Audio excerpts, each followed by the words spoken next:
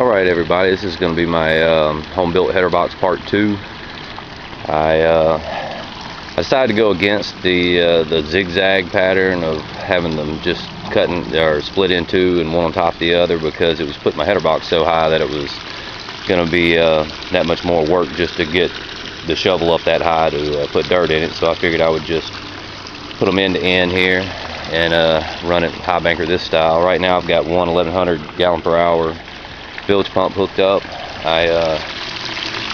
Working on my spray bars. I had it U-shaped actually, and tried hooking both pumps to it. That way I've got two 1100s. I hadn't hooked that one up yet, and they were just working against each other instead of forcing it out of these holes. And so I took the little crossbar out, and just with the one, it actually seems to be has a decent flow. It's, well, I mean, I've already ran some dirt through just to kind of get an idea.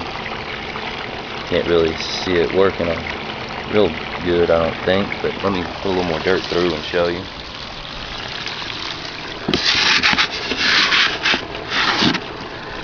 And I still plan on putting, I've got one little magnet in there now. I've got two more of them. I got one on the back side holding it there, but I'm going to cut me a small piece of V-mat to go down there also, but kind of sunk it in pretty fast. Clears out pretty good.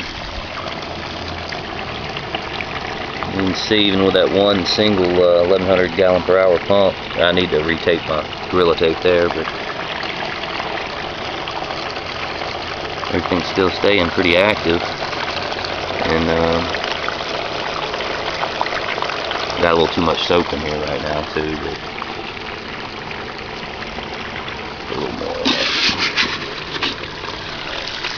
Seems to be working pretty well though. I can just chunk it in and heat it up pretty fast.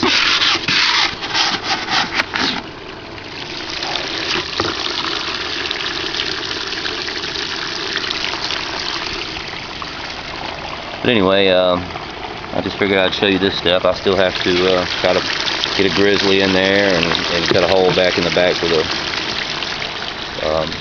plus whatever, probably 1 inch grizzly I put in there. And actually, I guess I didn't show you this part either, but I just took the other flare I had for my other sluice. It kind of slid the funnel shape of that right down in there, and I just put one bolt straight through the back, straight through the center of that. Got me these little L brackets from Lowe's for a couple bucks, and I had to drill 2 extra holes on each one there. I just lined up the resisting hole on the bracket. And it's actually mounted pretty darn sturdy, and plus that's without having to spend any more money or use anything else. Using what I have here, that's one less piece of equipment I need to haul.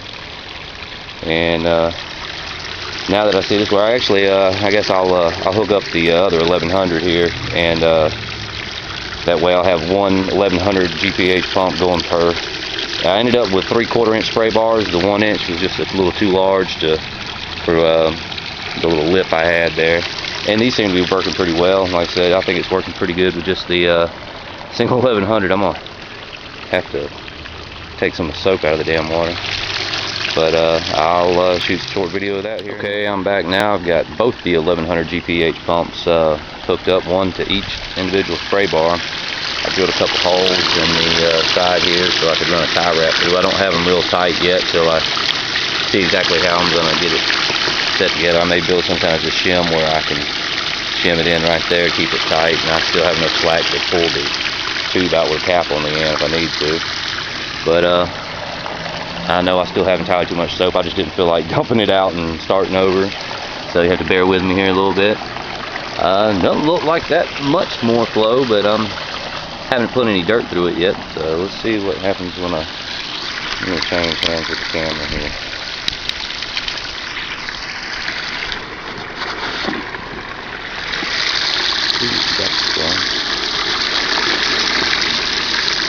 Clears out really fast.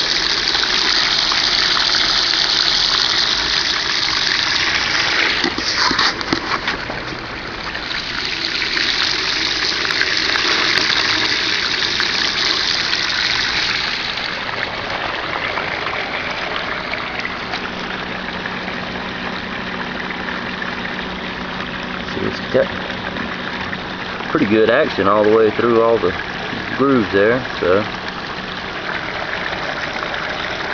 everything's staying nice and stratified. Actually, when I shut it off first time, there's already a couple small pieces of gold. I lined the sluice flare with that V-mat. But truthfully, I may just set it up to run with a single wood. I guess it depends what kind of material I'm running. I guess I'll run a little more through here. See?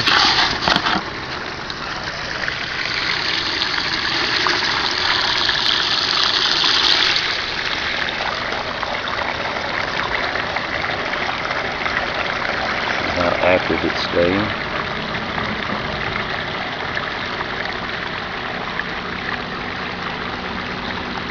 And like I said, that spot there is just where my tape's pulled up. I need to put a new piece of Gorilla tape there. And it's already got a lot of black sands in the little grooves there. So far I'm pretty happy with my header box though. And I haven't decided on the legs or anything like that yet, because I'm basically set it up like this today. I'm always going to be carrying this little ice chest with me and that other little box, which is stuff I keep this little odd and end prospecting bits in. So I can, right now it's set up just like it is here, with about a little less than a 2-inch per foot drop, maybe about 1 3/4 inches per foot drop.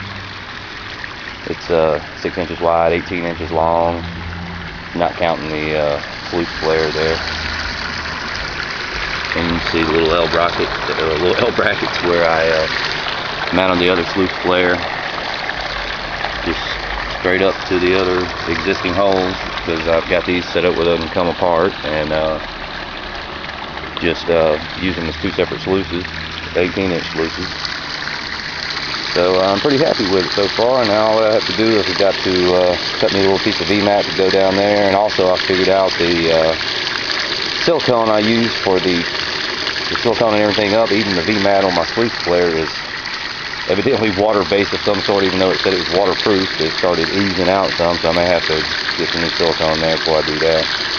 But now that I've got my angles and all pretty much set, I've got to build me a little back piece here to keep the water from coming out the back side, so I won't lose any recirculating. A little bit of drips here or there I've got to mess with, but so far I'm pretty happy with it. And I think if I'm really going to be shoveling a bunch of material, I may just hook it up with both these 1100s, but if I'm classifying it down or whatnot, or I guess if it's non-clay type material, I may just only try running with one. But we can stick a little bit more dirt through here. Hopefully on my next video, I might get done tomorrow, hopefully, or in the next few days, I'll have the grizzly made for this. And I know that Gold Hog mat's so efficient that I'm not really that worried about feeding it this fast, because I know how active the mat is. And of course, scrubber mat's going to hold a little more concentrates behind the larger ripples there, but I know most of the gold's probably going to be in the top part of the sluice anyway. But with the double links on it, I'm really secure that I'm not going to be losing any compared to how fast I had fed the half sluice at one time up under that high banker at Alabama Gold Camp, for instance, and it caught all the gold in the first part of it for the most part. You know, it's just incredible. So anyway, just update on homemade header box part 2. And just real quick, I wanted to show you, it's just been running here for a few minutes, and you can already see it's pulled out almost all the blonde sands. There's those real, of course, it looks like there's more on the video than it does in person, but it's pretty much all black sands, except for, you know, right behind these larger ripples on the scrubber mat. I may put some kind of little baffle here to help keep the flow smoother, but it actually seems to be doing pretty smooth. Anyway, I just wanted to point out how it's been working out the black sands, just letting it set. I mean, working out the blonde sands, actually, letting it sit here like that. I also wanted to point out, since I did bend all this lip up from the, that wasn't like that on the last video, that didn't really come out like I wanted it to. It thinned out a little too much here. but it still allowed me to move the bars up a little higher, which allowed me, since it was at an angle like this, it allowed them to spread apart further and give me a little more room just to dump my shovel in there. But I just wanted to add that on there. I forgot to say anything about it on the last. Okay, I just shut the water off there. I just wanted to see if you can see all the black sands in the mat. It doesn't want to focus. I'm not expecting very much gold at all out of this. It might have a few specks. There was a few pieces in the V-mat there, but I think what I'm going to do is, unless I'm at a place to where I'm really just shoveling material in, I'll probably run a single 1100 GPH pump on it and increase the angle on it to at least a 2 inch per foot. Right now it's about 1 3/4 inches per foot. You see, I'm trying to get rid of all the soap bubbles there, but pretty happy with it so far, and until the next video, hopefully I'll have it finished by then. I just wanted to show a little better look. I pulled the I'm doing my clean out now. I pulled the little piece of V-mat I had there, just keeping the water from flowing all the way back, but you see it's basically just straight L brackets. Had to drill 2 holes in them to mount that up. The screw under the bottom there, got that little bungee cord hooked to, is where I had all the flaps folded together and pinned together with that bolt, and pull it all the way around up to the top, just to keep it from having a front to back motion there, keep it hugged down into the sluice flare pretty good, you know. And it's I mean, the whole sluice is moving when I'm moving it around though, so like it so far. I just want to show a little bit better close-up of how I mounted that. And also, since I've decided to go with just hooking them end to end like this, I just have this little bracket here. I've got 4 holes, you know, as you can see on the end of both the sluices, or drilled on the end of both of the little mini sluices, for this reason here. And I'm just going to scrap the one on top of the other design, because this is a real good height to be able to shovel into, and it's one less piece of sheet metal that I'm going to have to be toting around with me. It's my little, might call it the Gold Hog piglet. Anyway, there. Just want to show a quick shot here of the concentrate. That's all the cons out of that scrubber and UR mat. As you can see, it's mostly black sands there. I hadn't even attempted to pan it out yet. I'm going to get a little smaller pan there to pan into, a little less soap where I can see.